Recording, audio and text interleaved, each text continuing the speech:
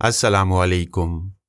पेशे खिदमत है पुरस्कार कहानी सीरीज़ काली परछाइयाँ, एक ऐसे नौजवान की दास्तान इबरत जो अपने बदले के हसूल के लिए शैतान का पुजारी बन गया। तहरीर रिजवान अली सोमरो। एपिसोड 1। आज मैं अपनी ये हैरत अंगेज़ और पुरस्कार दास्तान तुमसे बयान कर रहा हूँ। तुम देख लो मेरी हालत। मेरा गोश्त जगह जगह से गल जाने को है।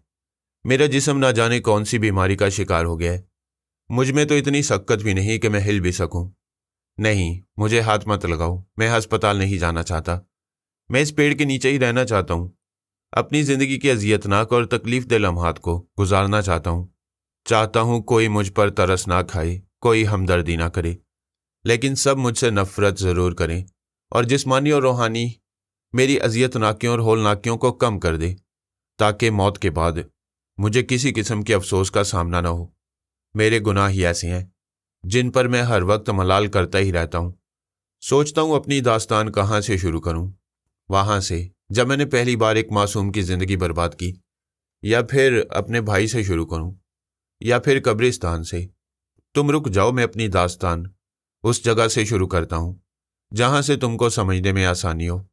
आसमान को स्याह रंग के बादलों ने ढांप रखा था। किसी भी वक्त बारिश होने का इम्कान था।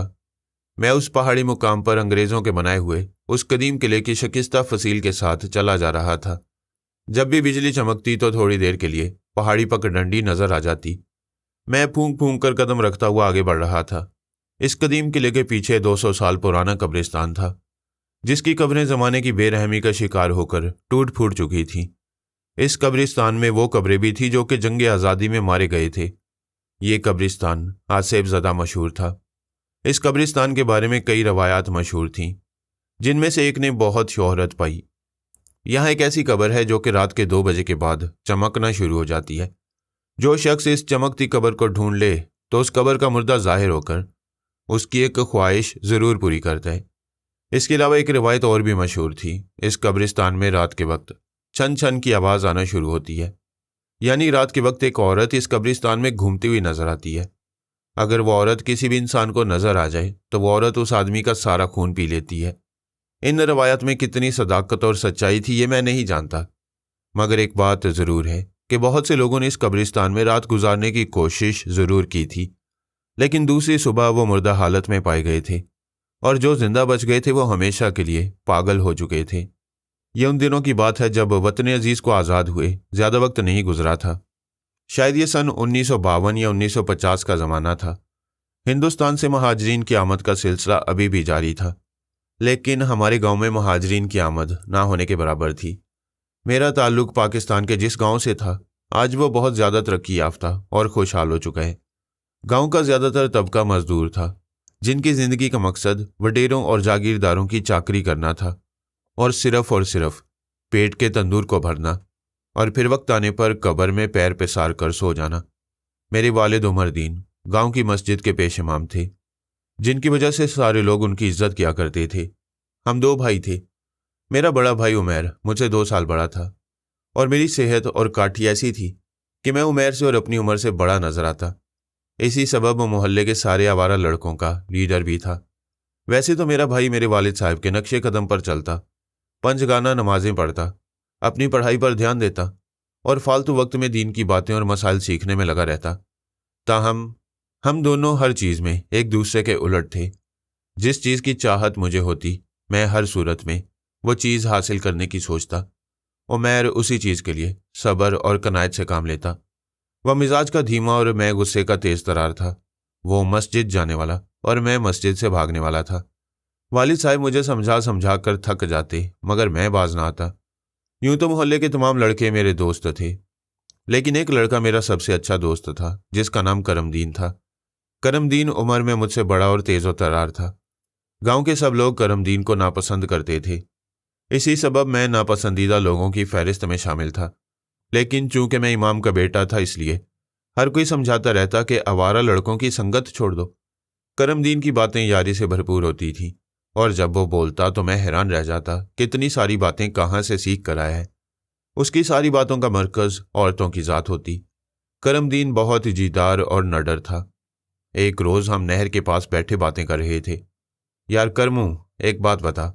मैंने बीड़ी का कश लेकर पूछा। पूछ मेरे राजा, वो बीड़ी के सुरूर में बोला। यार ये जो बातें तू करता है कहाँ से सीखी तूने? मोहब्बत की यूनिवर्सिटी से। वो किसी आलमो फाजिल उस्ताद की तरह बोला। मोहब्बत की यूनिवर्सिटी से? मैं चौंक गया। हाँ मेरी जान, वो मुस्कुराता हुआ बोला। तेरी बातें मेरी समझ में नहीं आती, मैंने चिढ़कर कहा। अभी तो नहीं समझेगा, क्योंकि दूध के दांत जो नहीं टूटे तेरे, वो हंसकर बोला। तू ये गोलमोल बातें मेरे साथ मत किया कर, मैंने गुस्से से कहा। मेरी इस तरह गुस्सा करने पर वो हंस पड़ा। कल तू तैयार रहना, तुझे कल ऐसी जगह ले चलूंगा जहां तुझे हर बात की समझ आ जाएगी। कहाँ ले जाएगा मुझे? मैंने भी तजस्सुस भरे लहजे में कहा। समुंदर में, जहां बड़े बड़े जहाज डूब जाते हैं, वो मुदब्बिराना लहजे में बोला। बात बिल्कुल ही मेरे पल्ले नहीं पड़ी थी। मैं हमनको की तरह सारे लाकर रह गया।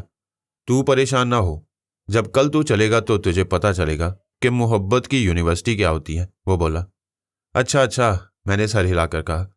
थोड़ी देर तक मैं और करमू साथ रहे और फिर वो अपने घर चला गया। उस रोज मौसम बेहद सुहाना था। शाम के 4 बज चुके थे। करमू के जाने के बाद मैं खेतों के रास्ते से होता हुआ अपने घर की तरफ जाने लगा। अभी मैं थोड़ी ही दूर गया हूँगा कि मैंने उसे देखा, जिसे देखकर हमेशा मेरे दिल की धड़कन उथल पुथल हो जाती थी। बानो, जिसकी हर अदा में मस्ती थी और चाल में बांकपन। उसकी मस्त जवानी जो मुझ समेत बहुत सौ के दिलों पर तीर चलाती थी। उसे देखकर मुझे हमेशा एक ही गाना याद आता।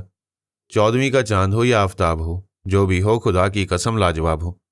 जब भी वो गुजरती मैं उसको देखकर हमेशा यही गाना गुनगुनाता, जिसको सुनकर वो भड़क जाती और मुझे हमेशा ही बातें सुनाती। कभी कभी वो मुझे खुद भी छेड़ा करती। एक रोज मैं हस्बे मामूल खेतों से गुजर रहा था। वो सामने से आ रही थी। मुझे आता देखकर वो रुक गई और दोनों हाथ कमर पर रखकर मुस्कुरा कर बोली। उसकी मुस्कुराहट में तंज नुमाया था। कहाँ से आ रहा है लफंडर? तेरे लिए दूध की नहर खोद कर आ रहा हूं। और वैसे भी गुलाबी रंग का लाचा और कुर्ता बहुत खूबसूरत लगता है तुझ पर, मैं मुस्कुराकर बोला। मेरी बात सुनकर उसकी गजाली आंखों से जैसे आग बरसने लगी। तू बहुत बेशरम है। अगर तेरे अब्बा को पता लगा ना, तो तेरी कब्र मस्जिद के बाहर ही बनेगी। और मुझसे ऐसी बातें मत किया कर, बदतमीज। क्या करूं, तुझको देखता हूं तो दिल बदतमीज हो ही जाता है, मैंने ढिठाई से कहा। बेहया, आवारा, मैं बताऊंगी अब्बा को, बानो चिल्लाई। इतना कहकर वो बुड़बुड़ाती हुई आगे बढ़ गई और मैं भी बेशर्मों की तरह हंसता हुआ आगे निकल गया। घर में दाखिल हुआ तो अब्बा सेन में असर के लिए वजू फरमा रहे थे। आ गए आवारागर्दी करके? सब्जी लेने भेजा था तुमको, अब्बा वजू करके तौलिए से मुंह पहुंचते हुए बोले। मैंने अब्बा की किसी बात का कोई जवाब नहीं दिया। तुम जोहर के वक्त से गायब हो, ना नमाज में थे और ना ही दरस में। तुम क्यों भूल जाते हो कि तुम मस्जिद के इमाम के बेटे हो? जवाब दो। उनका लहजा सख्त था। मुझसे कोई जवाब बन नहीं रहा था कि उसी लम्हे दरवाज़ा खुला और मेरा भाई उमैर घर में दाखिल हुआ। उसने हाथ में एक थैला पकड़ रखा था, उसमें सब्जी थी। अब्बा उमैर के हाथ में सब्जी का थैला देखकर समझ गए कि क्या मामला है। अब्बा जी के चेहरे के बदलते हुए रंग देखकर उमैर फौरन बोल उठा। अब्बा जी, ये मास्टर साहब के घर पर था। मैंने इसे कहा था कि चला जाए, 2 दिन बाद रियाजी का पर्चा है। उमैर ने बात बनाते हुए झूठ बोला। अब्बा ने चंद लम्हे तक उसकी तरफ और मेरी तरफ देखा, फिर उमैर की तरफ देख कर बोले। तुम्हारी मर्जी बेटे, मगर यह सुधरने वाला नहीं। तुम जितना मर्जी इसके लिए झूठ बोल दो। उमैर ने कोई जवाब नहीं दिया और सर झुका दिया। जमात में सिर्फ 10 मिनट है, तुम दोनों वजू करके आना, मस्जिद में पानी नहीं है। अब्बा ये कहते हुए घर से बाहर निकल गए। नमाज असर कब खत्म हुई पता ही ना चला। लोगों का तो पता नहीं, लेकिन मैं बस टक्करे मारता रहा और नमाज पूरी हो गई। उस रब की बारगाह में खड़े होने के बाद मेरे ज़हन में सिर्फ दुनिया और दुनिया के ख्यालात थे। मैं यही सोच रहा था कि नमाज खत्म हो और मैं भागूं। चुनाचे उमैर से नज़र बचाकर मैं बाहर आ गया। मस्जिद से बाहर निकलते ही मेरी सारी कैफियतों को सुकून मिल गया। मस्जिद से थोड़ी ही दूर गया हूँगा कि मुझे करमू आता दिखाई दिया। मैंने करमू को आवाज़ दी तो वो रुक गया। कहाँ जा रहा है इतनी जल्दी जल्दी, मैंने पूछा। अबे तुझे ढूंढ रहा था, वो बोला। क्यों, मैंने सर हिलाकर पूछा। मैं वहाँ जा रहा हूँ जहाँ दिन सोते और रातें जागती हैं, करमू बीड़ी सुलगाते हुए बोला। क्या मतलब? अबे मैं अमीना बाई के कोठे पर जा रहा हूँ, चलता है तो चल। मैंने तुझे कहा था ना कि मोहब्बत की यूनिवर्सिटी दिखाऊंगा। नहीं, अब्बा बहुत मारेंगे, मैंने खौफजदा लहजे में कहा। अबे मर्द बन, वह इस्तेहज़ाइया लहजे में बोला। मगर? अबे अगर मगर कुछ नहीं, तू अमीना की बेटी नरगिस को एक दफ़ा नाचते देख लेगा ना तो। वो इंतहाई बाजारी लहजे में बाएं आंख दबाते हुए बोला। तेरे मुंह में पानी आ जाएगा जालिम। उसका लहजा बदस्तूर बाजारी था। वो एक अजीबोगरीब दुनिया थी, ऐसा बाजार जिसे मैं पहली बार देख रहा था। साजिंदे तमाशबीन तबले की थाप, रक्सो सुरूर का माहौल, उम्मुल खबाइस जिस तरह पी और पिलाई जा रही थी, वो मेरे लिए हैरत अंगेज था। मैं आंखें फाड़े वो सब देख रहा था। मुझ पर एक मदहोशी का आलम सवार था। गोश्त का ऐसा बाजार मैंने पहली बार देखा था। बहुत से लोग पहले से बैठे थे, सबके मुंह पान से भरे हुए थे। मैंने देखा कि एक बहुत ही हसीन लड़की जिसके पैरों में घुंघरू बंधे थे, वह तबले की थाप पर अपना बदन थिरकाती थी। ऐसा होशरुबा नज़ारा मैंने पहले कभी ना देखा था। मैं उसकी मासूम सूरत तकता रहा। दफअतन मेरी आंखों के सामने झमाका हुआ। मुझे ऐसा लगा कि नरगिस की जगह बानो मौजूद है। नरगिस में मुझे बानो नजर आ रही थी। करमू, देख बानो कितना खूबसूरत रक्स करती है, मैंने आलमे बेखुदी में कहा। अबे ये बानो नहीं, एक तवाइफ है, करमू ने मेरी तरफ देखे बगैर कहा। मैं हैरत से करमू की तरफ देखने लगा। अचानक करमू ने नरगिस की जानिब इशारा किया। करमू का इशारा देखकर एक अदा से नरगिस ने अपना सर पीछे किया और हमारी तरफ आने लगी। मैंने देखा कि करमू ने जेब से बहुत से नोट निकालकर मेरे सामने फैला दिए। नरगिस शर्माती ले जाती मेरे सामने बैठ गई। मैं क्या करूं करमू, मुझे हर जगह वही दिखाई देती है, मैंने बेबसी से कहा। अबे देवदास की औलाद। अभी वो मजीद कुछ कहता कि नरगिस ने मेरा हाथ पकड़ लिया। उसका हाथ पकड़ना था कि मेरे पूरे जिस्म में 1000 वोल्ट का करंट गुजर गया। शर्म से मेरी गर्दन झुक गई और मैं सटपटा गया। फिर जहमत कीजिएगा। उसका लहजा बड़ा ही दिलकश था। क्यों, मैंने घबरा कर पूछा। वो इसलिए कि आप मुझे अच्छे लगे हैं, वो मुस्कुरा कर बोली। ओए गधे, तू बड़ा खुश नसीब है, क्योंकि आज तक इसने मुझे घास नहीं डाली, करमू चहक कर बोला। कोशिश करूंगा, मैंने बमुश्किल तमाम कहा। इतना कहकर करमू के साथ बाहर निकल गया। घर पहुंचा तो रात का अंधेरा हर तरफ फैल चुका था। इस वक्त गांव के चंद घरों में बिजली आई थी, जो कि बड़े घर थे। जैसे ही घर में दीवार कूदकर दाखिल हुआ, उमैर जो कि दालान में लालटेन की रोशनी में पढ़ाई कर रहा था, चौंक कर उठ बैठा। कौन? चोर? उसके लहजे में बौखलाहट साफ जाहिर थी। उमैर, मैं हूं, मैंने सरगोशी में कहा। मेरी आवाज़ सुनकर जैसे उसकी जान में जान आई। मैं कब तक तुम्हारे लिए अब्बा से झूठ बोलता रहूंगा? उमैर की आवाज़ में नाराज़गी थी। मैंने तो नहीं कहा झूठ बोलने के लिए। तुम थे कहाँ? अब्बा तुम्हारा पूछ रहे थे। कहाँ है अब्बा? मैंने बदस्तूर सरगोशी में पूछा। अब्बा तो अभी सोए हैं, और 2 दिन बाद पर्चा है, तुम्हारी तैयारी जरा भी नहीं है। उमैर की आवाज़ में गुस्सा था। तो तेरे पेट में क्यों दर्द है? फेल मैंने होना है, तूने नहीं। और ये मेरे सामने बड़े भाई का नाटक मत किया कर, मैंने भी मुंह बनाते हुए कहा। और उसका जवाब सुने बगैर मैं तेजी से कमरे के अंदर चला गया। फजर की नमाज में अब्बा ने झंझोड़ कर जगा दिया। रात देर तक जागते रहने के सबब मेरी आंख नहीं खुल पा रही थी। उठो, क्या मुर्दों से शर्त बांध कर सोए हो? अब्बा की आवाज़ में शदीद गुस्सा था। अब्बा, बहुत नींद आ रही है, मैंने गुनूदगी में जवाब दिया। उठो बेटे, जिसने फजर के इनामात खो दिए उसने सब कुछ खो दिया। मेरे आका सल्लल्लाहु अलैहि वसल्लम फजर का खास एहतमाम फरमाते थे। अब्बा ने दोबारा मुझे झंझोड़ते हुए कहा। अच्छा, मैंने मुर्दा से लहजे में कहा और उठ बैठा। मैं जा रहा हूं, तुम भी पहुंच जाना। देखो उमैर मस्जिद पहुंच चुका है। बाप मस्जिद का पेश इमाम है और बेटा। अब्बा बेबसी से सर हिलाते हुए घर से बाहर निकल गए। अब्बा के जाने के बाद मैंने चारपाई से उठने की कोशिश की, लेकिन नींद का गलबा बहुत ज़्यादा था। लेकिन अब्बा का खौफ था, मुझे पता था नमाज छूट गई तो मार पड़ेगी। रात इशा भी नहीं पड़ी और मगरिब भी। चुनाचे मैं चारपाई से उठ खड़ा हुआ। अचानक मुझे ऐसा लगा कि जैसे किसी ने मुझे आवाज़ दी हो। मैंने चौंक कर इधर उधर देखा तो आवाज़ देने वाला कोई ना था। आवाज़ फिर सुनाई दी। अबे, कहाँ जा रहा है? नमाज पढ़ने, मैंने खुद कलामी की। सो जा, इतनी अच्छी नींद बाद में नहीं मिलेगी। आवाज़ फिर मेरे कानों से टकराई। मगर नमाज नींद से बेहतर है, मैंने खुद कलामी की। तू ठीक कह रहा है, नमाज के लिए कपड़े पाक होना शर्त है, तेरे कपड़े नापाक हैं। वो आवाज़ सुनकर मैं सोच में पड़ गया। वाकई मेरे कपड़े तो ठीक नहीं थे। लेकिन अब्बा, मैंने फिर कमरे के दरवाजे की जानिब कदम बढ़ाए। तू जाएगा, कपड़े बदलेगा, नमाज तो हो जाएगी। तू सो जा, बाद में कज़ा पढ़ लेना, कोई फ़र्क नहीं पड़ता।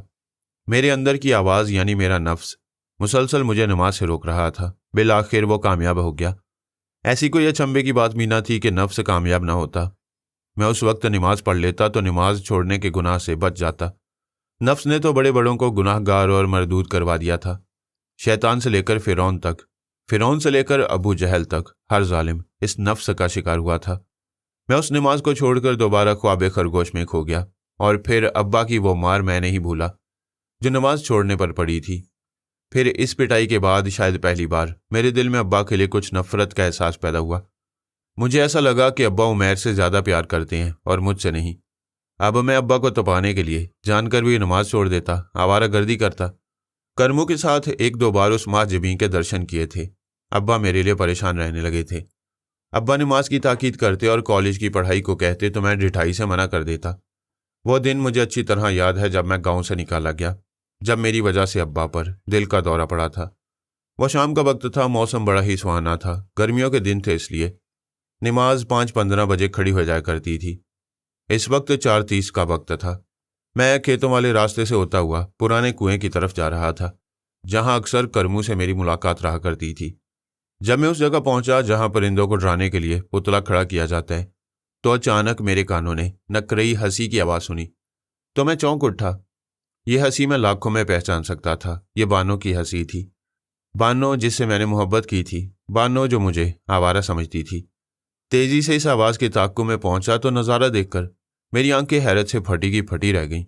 गम और गुस्से की शिद्दत के सबब मेरा चेहरा सुर्ख हो गया। बानो एक लड़की की गोद में सर रखे ढिठाई से हंस रही थी। वो लड़का कोई और नहीं बल्कि मेरा भाई उमैर था, जो अब्बा के सामने बहुत शरीफ और पारसा बनता था। उसने आज मेरी मोहब्बत पर डाका डाला था। उमैर, मैं चिल्लाया। वो दोनों चौंक कर सीधे हो गए। एक ही पल पर दोनों की आंखों से खौफ जाहिर होने लगा। मैं सकते किसी कैफियत में उन दोनों को घूर रहा था। अब्बा को मत बताना, उमैर हकलाया, और मैं उमैर को इंतहाई खतरनाक किस्म की गाली देते हुए उसकी जानिब बढ़ा। वह तुम्हारी भी माँ है जिसे तुम गाली दे रहे हो। उमैर भी गुस्से में आकर बोला, कमीने, कुत्ते, भाई की मोहब्बत पर डाका डालकर मुझे सबक पढ़ा रहे। मैं तुमसे नफरत करती हूँ। उमैर की बजाय बानू दांत पीसते हुए बोली। उसकी आंखें लाल भभोका थी। इतना सुनना था कि मुझे ऐसा लगा कि मेरी सारी दुनिया अंधेर हो गई। जो लोग मोहब्बत में चोट खाते हों वो अच्छी तरह जानते हैं कि यह दुख कितना बड़ा है। मेरी आंखों से आंसू जारी हो गई। मुझे यकीन नहीं आ रहा था कि ऐसा भी हो सकता है कि कुछ लम्हे बाद वह फिर बोली, किसी आवारा और लफंडर से शादी करने की बजाय खुदकुशी करना ज़्यादा बेहतर है। मैं वैसे भी उमैर से प्यार करती हूँ। इतना कहकर उसने उमैर का हाथ थाम लिया। उसकी आंखों में मेरे लिए नफरत थी। मेरे दिल की दुनिया में लर्जे की कैफियत आ रही थी।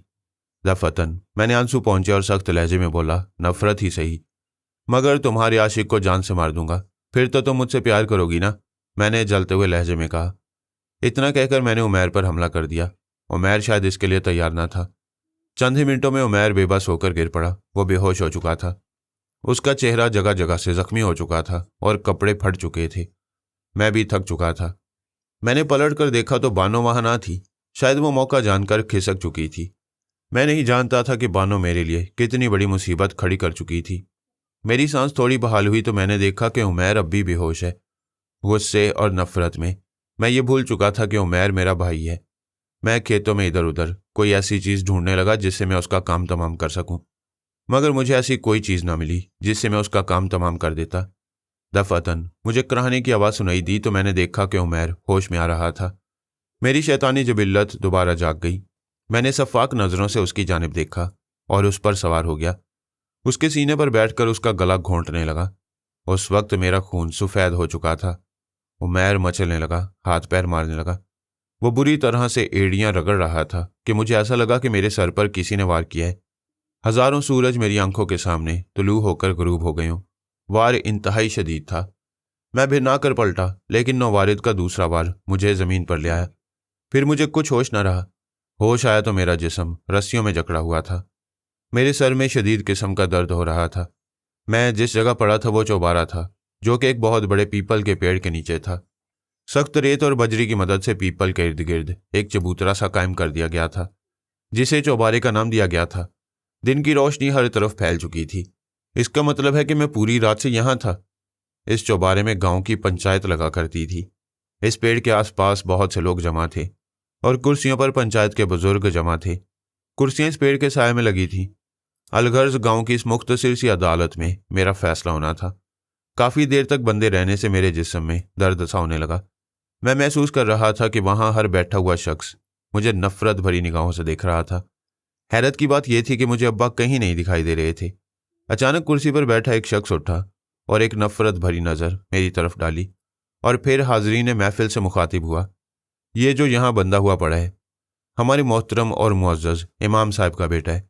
इसने निहायत जलील और शर्मनाक हरकत की। चौधरी साहब की इकलौती बेटी पर मुजरिमाना हमला किया, उसको बेइज्जत करना चाहा। बचाने वाले उमैर को जान से मारने की कोशिश की। अगर उमैर वहां ना आ जाता तो ये अपने नापाक मकसद में कामयाब हो जाता।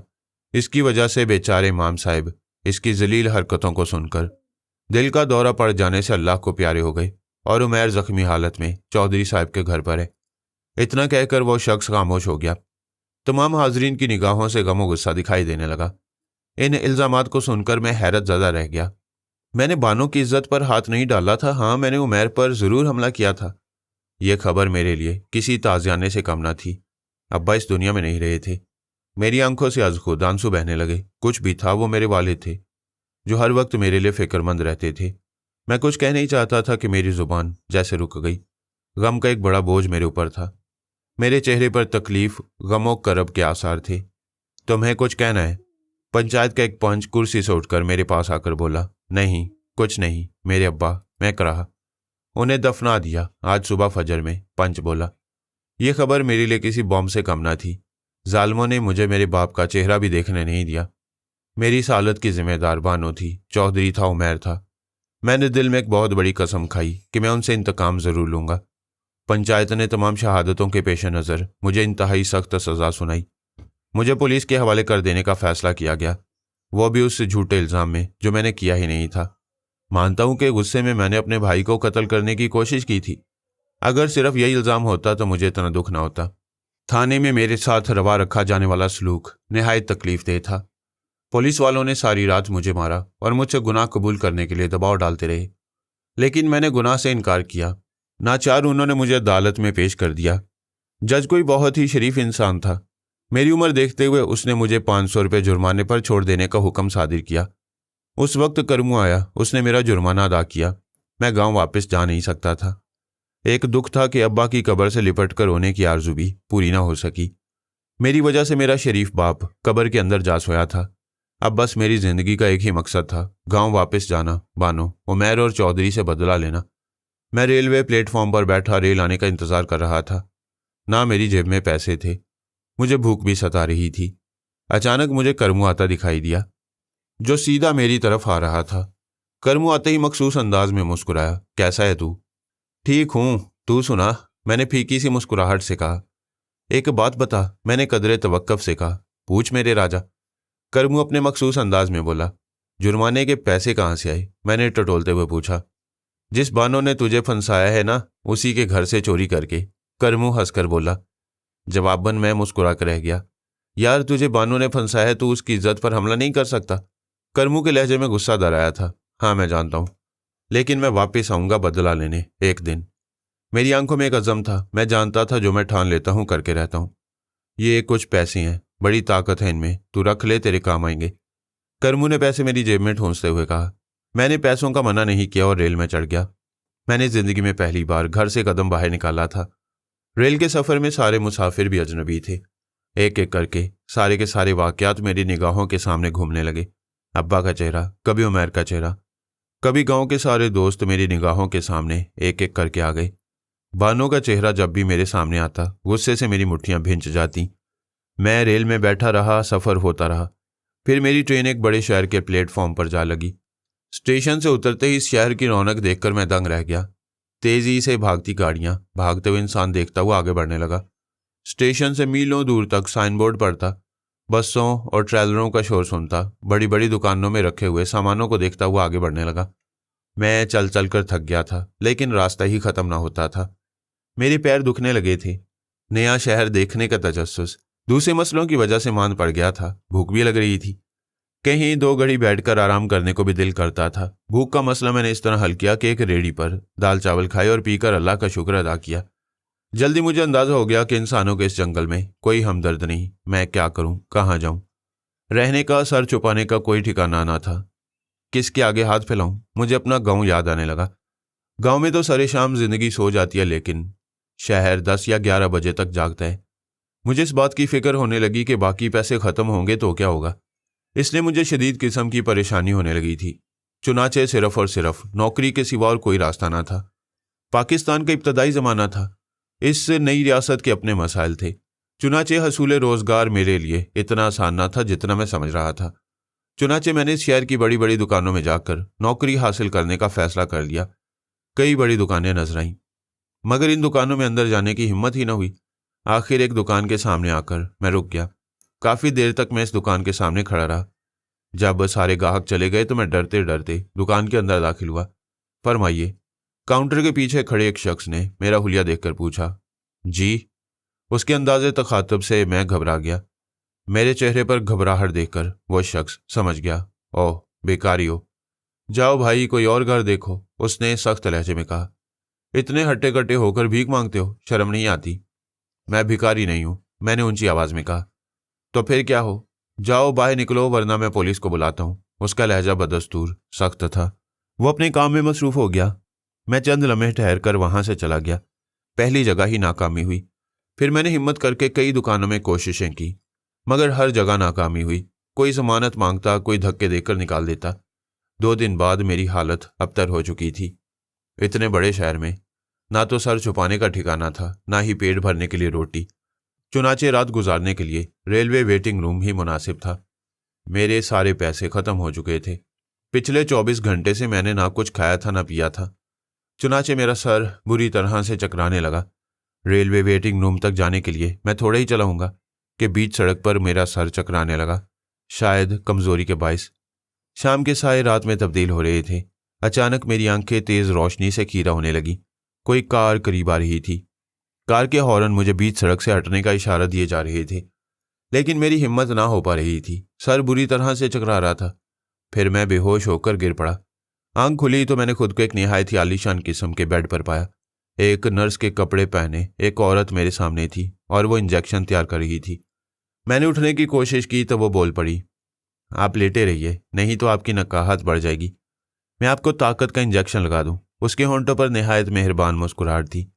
इंजेक्शन देने के दौरान वो मुसलसल मुझे देखती और मुस्कुराती रही। थोड़ी देर के बाद वो अपना काम मुकम्मल करके चली गई। मैंने वहीं से बैठे बैठे कमरे का जायजा लिया। कमरा वाकई बहुत खूबसूरत और बड़ा था। जितना बड़ा ये कमरा था उतना ही बड़ा गांव में हमारा घर था। चारों तरफ दीवारों पर खूबसूरत औरतों की उरियां तस्वीर लगी थीं। मैं नहीं जानता था कि मुझे यहाँ कौन लाया था, लेकिन जो भी था मेरा हमदर्द और मोहसिन था। कुछ ही लम्हे गुजरे होंगे कि मुझे दरवाज़ा खुलने की आवाज़ सुनाई दी। मैं सीधा होकर बैठ गया। आने वाला वेटर था, जिसने एक ट्रॉली संभाल रखी थी जिसमें खाने पीने की अशिया मौजूद थी। ट्रॉली ऊपर से नीचे तक अनवाउ इकसाम के लवाजमात से भरी हुई थी। वेटर ट्रॉली छोड़कर चला गया। खाने से अच्छी तरह सैर हो जाने के बाद मुझे नींद आने लगी। इतना उम्दा खाना मैंने पहली बार खाया था। जो भी मेरा मेज़बान था वो वाकई बेहद रहम दिल और फराख दिल इंसान था। मैं सोने की तैयारी कर रहा था कि मुझे दोबारा कदमों की आहट सुनाई दी। मैंने देखा कमरे में दाखिल होने वाला शख्स एक अंग्रेज था। उसकी उम्र 60 से 65 के दरमियान थी। इस शख्स के सारे बाल सफ़ेद थे, जबकि दाढ़ी के बाल काले। शायद उसने दाढ़ी पर रंग लगाया हुआ था। उसने जिस्म पर निहायत खूबसूरत सूट जेब तन कर रखा था। उसकी आंखें छोटी छोटी और निहायत चमकदार थीं। छोटे कद के सबब वो निहायत अजीब लग रहा था। तुमने खाना ठीक से खाया? उसने खाली प्लेटों की तरफ देखकर निहायत साफ सुथरी उर्दू में कहा। जी, बहुत मेहरबानी। मैं इसके अलावा और क्या कह सकता था? मेरा नाम जॉन फ्रैंक है। तुम मेरी गाड़ी से टकराए थे और तुम्हारी हालत से अंदाजा हो रहा था कि भूखे भी हो और बेआसरा भी। जी, बल्कि मैंने 2 दिन से कुछ खाया नहीं था। फिर मैंने उसे अपनी कहानी सुनानी शुरू कर दी। मेरी कहानी के दौरान वह बिल्कुल ही खामोश रहा। जब मैं खामोश हुआ तो वह मुस्कुरा कर बोला, तो कुछ सीखा तुमने अपनी दास्तान से? उसका अंदाज बड़ा ही मुदब्बराना था। मैं समझा नहीं। ये दुनिया किसी के नहीं प्यारे। तुम्हारे बस इसलिए मर गए कि वो ये बर्दाश्त न कर सके कि इमाम का बेटा ऐसी हरकत करे, और बानो ने तुम पर इल्ज़ाम लगाया ताकि वो उमैर के साथ पाई जाने का जवाब पैदा करे, और तुम्हारे भाई ने बानो जैसी अमीर लड़की का साथ देना ज़्यादा बेहतर समझा, क्योंकि उस लड़की में उसका मुस्तकबिल था। जॉन फ्रैंक ने मुस्कुरा कर कहा। उसकी बात समझ में आने वाली थी। चंद लम्हात के बाद वो दोबारा बोला, जिंदा रहने के 2 तरीके हैं। पहला, इतना ताकतवर बन जाओ कि दुनिया तुमको सलाम करे। दूसरा तरीका, तुम उन ताकतवरों को सलाम करने वाले कमज़ोर बन जाओ। अब फैसला तुम्हारे हाथ है। मेरे लिए पहला तरीका ज़्यादा सूदमंद है। मेरी बात सुनकर वह मुस्कुराने लगा और फिर बोला, मैं जॉन फ्रैंक सन 1940 में हिंदुस्तान में दाखिल हुआ। जानते हो क्यों? वो छोटे छोटे दीदे घुमाते हुए बोला। नहीं, मैंने बेवकूफ़ों की तरह कहा। हिंदुस्तान शुरू ही से मुझे पुरस्कार लगता था। हिंदुस्तान की सरजमीन, जादू टोना और तोहमात से भरी थी। चुनाचे इस सरजमीन पर मैंने जादू काली कुव्वतें हासिल की। मेरी ये काली कुव्वतें हासिल करने का जुनून बढ़ता चला गया। फिर हिंदुस्तान तकसीम हो गया, मैं पाकिस्तान आ गया। पाकिस्तान में अंग्रेज़ों का बनाया हुआ एक कदीम कब्रिस्तान है। सुना है कि यह कब्रिस्तान आसिफ ज़्यादा मशहूर है। वहाँ कुव्वतों का ख़जाना दफन है, और वह ख़जाना जिसके पास आ जाए उसकी काली कुव्वतें उस पर मेहरबान हो जाती हैं। मैं तुम्हें इतने पैसे दूंगा कि तुम खुश हो जाओगे। मगर तुम वहाँ क्यों नहीं जाते? बकौल तुम्हारे पास बहुत सी कुव्वतें हैं। मेरी बात सुनकर जॉन फ्रैंक मुस्कुराया और बोला, हर ताकत की कुछ ना कुछ हदूद होती हैं। इसी तरह उस इलाके में, उस कब्रिस्तान में सिर्फ ऐसे लोग जा सकते हैं जो शैतानी कुव्वतों की हदूद में ना आ सकती हों। उसकी निराली मंतक मेरी समझ में न आई, लेकिन पैसे की बात आखिर मेरी समझ में जरूर आ गई। जॉन फ्रैंक की हदायत के मुताबिक मैं उस कब्रिस्तान में मौजूद था। हल्की हल्की बूंदाबांदी शुरू हो चुकी थी। सर्दी की शिद्दत में इजाफा हो चुका था। रात के तकरीबन 1:30 बज चुके थे। चारों तरफ सन्नाटा, अंधेरा और मौत की खामोशी थी। शहरी खामोशियों का यह कब्रिस्तान अपने अंदर ना जाने कितने राज लिए हुए था। मैं एक टूटे फूटे चबूतरे पर बैठा किसी ऐसी अनहोनी का इंतजार कर रहा था। अचानक मुझे ऐसे लगा कि जैसे कोई गहरे गहरे सांस ले रहा हो। सांसों की आवाज़ मुझे अपने बराबर से आ रही थी, जैसे कोई जानकनी की कैफियत से दो चार हो। अचानक मुझे दूर से किसी जानवर के रोने की आवाज़ सुनाई दी। मुझे ऐसा लगा कि वो आवाज़ गीदड़ की हो। खौफ से मेरे मसामों से ठंडा पसीना फूट पड़ा। मेरे दिलो दिमाग में बचपन की सुनी सारी भूत प्रेतों की कहानियां याद आ गईं। मैंने सुना था कि आसेबज़दा कब्रिस्तानों में जहन्नुमी और शैतानी रूहों का बसेरा हुआ करता है, जो मासूम इंसानों को मारकर उनका खून पी जाती हैं। अचानक मेरे कानों में छन छन की आवाज़ सुनाई दी, जैसे कोई औरत पायल पहनकर टहल रही हो। मेरे हलक से दिल खराश चीख निकली। मैंने भागने की कोशिश की, लेकिन मेरे पैर मन मन भर के हो गए। मेरे कदमों ने मेरे जिस्म का साथ देने से इनकार कर दिया। जॉन फ्रैंक की तमाम हदायत मेरे जहन से निकल गईं। अचानक मुझे फिजा में कहका सुनाई दिया। कहका निहायत खौफनाक और मर्दाना था। जॉन फ्रैंक ने तुम्हें धोखा दिया है। उसने तुमको मेरे हवाले कर दिया है ताकि मैं तुम्हारी मदद से अपना काम कर सकूं। जॉन फ्रैंक ने तुम्हारे बदले मुझसे शैतानी कुव्वतें हासिल की हैं। एक पुरस्रार आवाज़ मेरे कानों से टकराई। कौन हो तुम? मैं कोई भी हूं, लेकिन अब मेरा घर सिर्फ और सिर्फ तुम्हारा जिस्म होगा, जहां मैं अपनी ख्वाहिशात की तकमील कर सकूंगा। उसकी बात सुनकर खौफ और दहशत से मेरा हलक खुश्क हो गया। वाकई लालच का अंजाम बहुत बुरा होता है। ना जाने मेरे साथ क्या होने वाला था। एक खौफनाक किस्म का कहका मेरे कानों से टकराया। फिर मैंने देखा मेरी आंखों के सामने सुर्ख और चमकदार जर्रात तैर रहे हों। वह जर्रात किसी बुरादे के मानंद थे, जैसे कोई चमकदार बुरादा मेरी आंखों के सामने तैर रहा हो। फिर मुझे एक जोरदार झटका लगा। मैं तेवरा कर दूर जा गिरा। फिर मुझे कुछ होश न रहा। मेरे साथ किस कदर लर्जाखेज वाक़यात पेश आने वाले हैं। अगर मुझे ज़रा भी इल्म होता तो मैं उस मनहूस कब्रिस्तान में दाखिल ही न होता, मगर होनी को कौन टाल सकता है। शदीद झटकों से मेरी आंख खुल गई। मैंने देखा कि मैं किसी ट्रेन में मौजूद हूँ और एक बर्थ पर लेटा हूँ, और रेल के झटकों से मेरी आंख खुली है। मुझ पर एक बड़ी उम्र के एक साहब झुके हुए हैं। मुझे उठते देखकर बड़े साहब, जो कि 60 साल के करीब होंगे, फौरन पानी का गिलास मेरी जानिब बढ़ा दिया। वाकई मुझे पानी की बेहद तलब महसूस हो रही थी। मैंने पानी फौरन गटागट पी लिया। अब कैसे हो बेटे? मैं यहाँ कैसे आया? मुझे शदीद नक्काहत और कमज़ोरी महसूस हो रही थी। बड़े साहब कुछ देर तक बेयकीनी की कैफियत में मुझे देखते रहे और फिर बोले, बेटे, कराची से तुम हमारे साथ ही रेल में चढ़े थे। बड़े साहब की बात सुनकर मेरा मुंह हैरत से खुले का खुला रह गया। मेरे चेहरे पर गंभीर परेशानी देखकर बड़े साहब फिर बोले, शायद तुमको कोई बीमारी है। तुमको भूल जाने की बीमारी है। तुम हमसे बातें करते करते चकरा कर गिर पड़े थे। चकरा कर गिर पड़ा था? मैंने हैरत से खुद कलामी की। मैं तो उस कब्रिस्तान में था, फिर मैं रेल में कैसे आया? ये एक राज था। शायद उसी पुरस्रार कुव्वत ने मुझे रेल में पहुंचाया था। क्या हुआ? खैर तो है बेटे? बड़े साहब अपनी दाढ़ी में खलाल करते हुए तशवीश भरे लहजे में बोले, नहीं, कुछ नहीं। अभी मैं मजीद कुछ और कहना ही चाहता था कि मेरी आंखें चुंध आ गईं।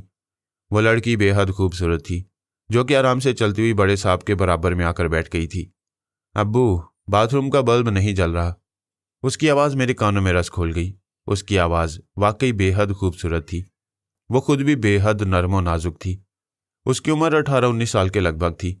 उसकी खूबसूरती बयान करने के लिए मेरे पास अल्फाज नहीं। फिर भी तारीफ ना करना ज्यादती होगी। इस कदर हसीन और नाजुक लड़की मैंने कभी नहीं देखी थी। वह वाकई बेहद हसीन, नर्म नाजुक और लतीफ़ थी, बिल्कुल औस के पहले कतरे की तरह। बाबा, बाथरूम की लाइट नहीं जल रही, बल्ब फ्यूज हो गया है, लड़की ने अपने वालिद से मुखातिब होकर नकरई आवाज में कहा। बस बेटी, सफ़र पूरा होने को है, बड़े साहब ने लड़की से मुखातिब होकर कहा। लड़की वाकई खूबसूरत और हसीन थी। अचानक मुझे ऐसा लगा कि जैसे किसी ने मेरे कान में सरगोशी की हो।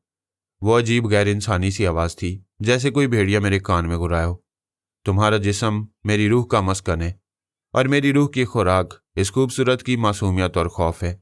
नहीं, मेरे हलक से खौफजदा सी आवाज़ निकली। तुम इनकार नहीं कर सकते, यह मेरा हुक्म है। उसी लम्हे मुझे ऐसा लगा कि जैसे मेरे कानों में बेशुमार सीटियां गूंजने लगी हों। मेरी आंखों के सामने नीले पीले सितारे रक्सां थे। फिर मुझे यूं लगा जैसे मेरे जिस्म में बिजली भर गई हो। मैं उठ खड़ा हुआ, मेरी आंखें सुर्ख हो चुकी थीं।